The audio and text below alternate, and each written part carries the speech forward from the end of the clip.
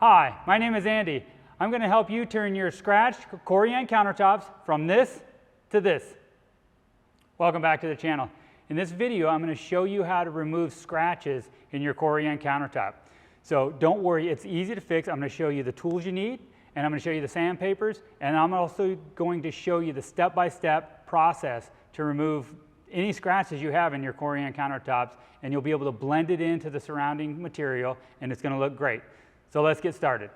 The first thing you're going to need is a dual action sander. It's important that you get dual action because the dual action part of the sander is going to be what disguises the sanding marks on the countertop. So I'm going to use this Porter cable sander. You can find this on Amazon, but I put a link in the description for a couple different sanders that will work great for this process. Next, you're going to need some sandpaper. It doesn't really matter what brand you get. This is silicone carbide sandpaper, and that's important because that's the type of sandpaper you'll need for sanding Corian solid surface material. And there's different grits, and as I go through each grit, I'll show you what grit it is, and you got to make sure you can get like a variety pack, or you can just go out and buy these individual grits, but you got to make sure that it's silicone carbide sandpaper.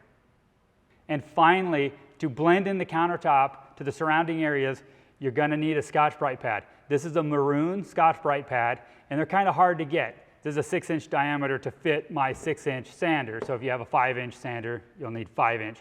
But you can also get, they make these in 6x9 rectangles, and you can just cut it to fit.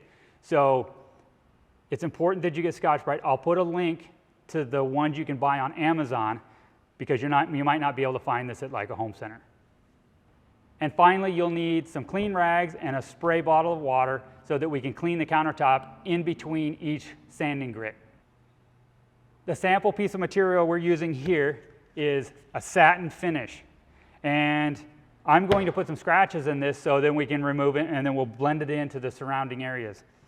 You might have a matte, satin, or polish finish countertop. Matte is very dull. Satin is what you see here, so it has a little bit of a shine to it, and then polish is glossy, like your car finish. If you have a polished finish, this process is not going to work for you. It'll remove the scratches, but then to get the polish and match it to the surrounding areas is a much more difficult process. And I show that in a different video, but this video, it can work on matte or a satin finish. Now we need to make some scratches. Typically you're using a knife in your kitchen, so you're going to get scratches from the knife. I'm going to put a bunch of scratches on here, and we'll highlight them with a marker.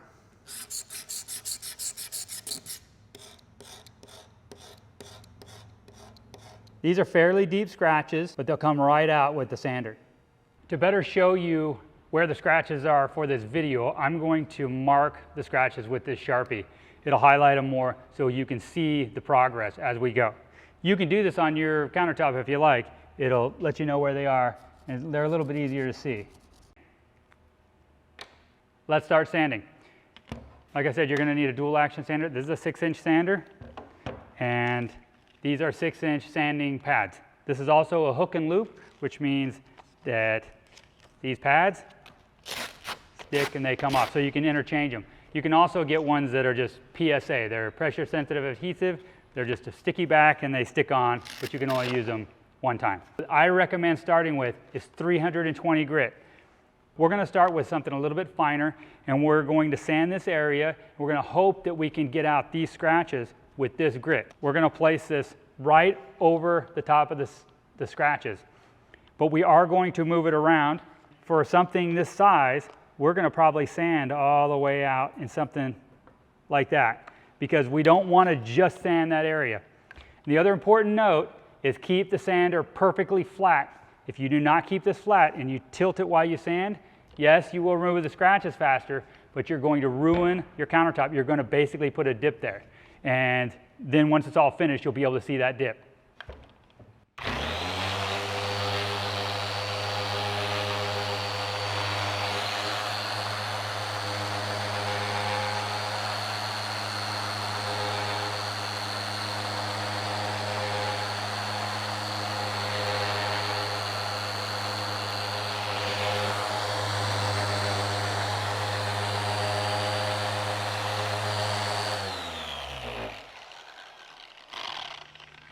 I'm not finished yet, but you can see where the scratches are. You can see the black marker filled in where those scratches were, so you can see them really, really easy.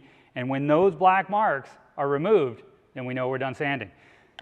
If we sand here, we're going to go back and forth like this over the scratches, and then we're going to go this direction, and we're going to go back. We're going to do that 4 passes.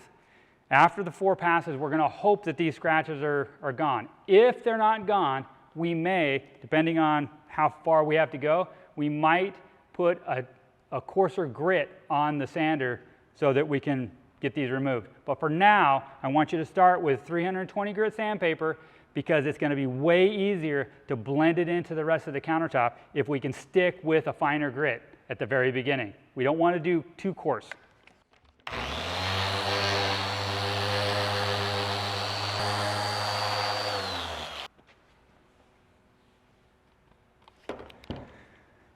We've done 4 passes, and we can still see the scratches.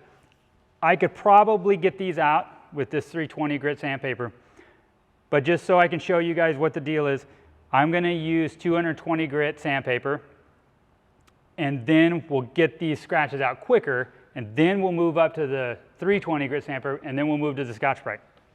So I'm going to clean off this 320 grit dust. We'll take the 320 off. This is 220 grit sandpaper.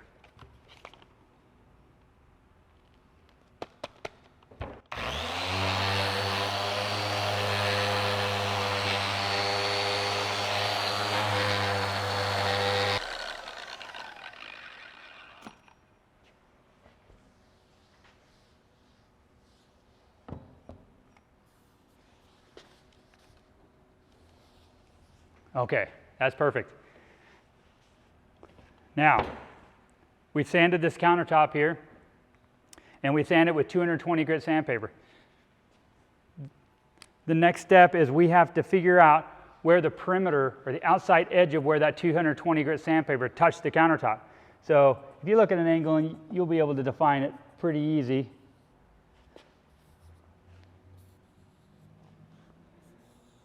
Okay, so this is where we sanded with the coarse 220 grit sandpaper.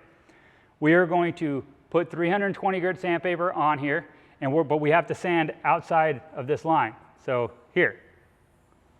So we make sure we overlap where the 220 was. Completely sand the 220 with the 320 grit sandpaper, and we're going to go this direction, and then we're going to make a pass in this direction, and we're going to do 4 passes. 1, 2, 3, 4. And that should be enough sanding to remove the 220 grit marks. This is 320 grit sandpaper. And make sure you completely wipe off the 220 grit sanding dust.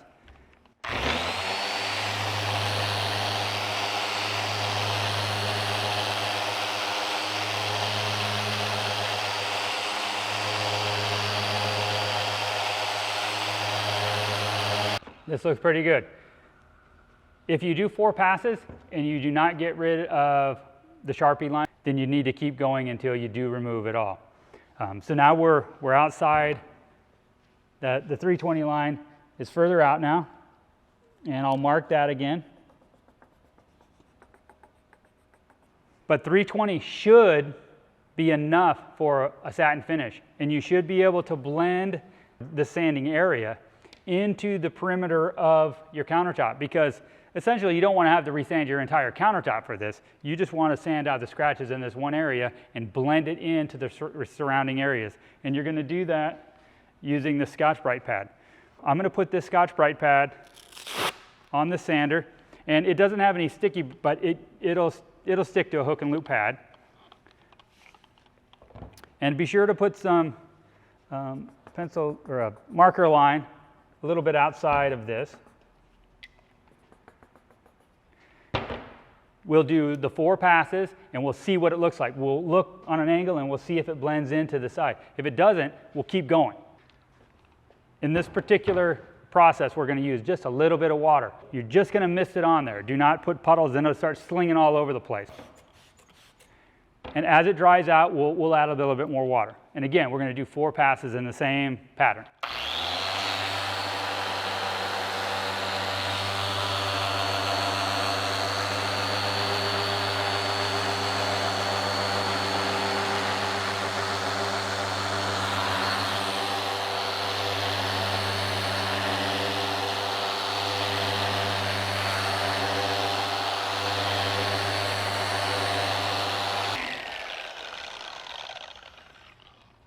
So, okay, so we're done with that, we think.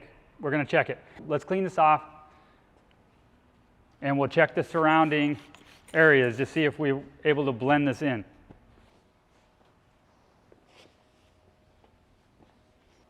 I think we're close, but it's not there yet. So we did the 4 passes.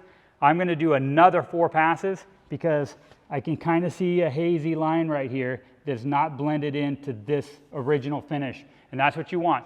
You want to blend it into the original finish. And again, it's just a matter of just getting it to that point because you don't know what it was originally sanded with.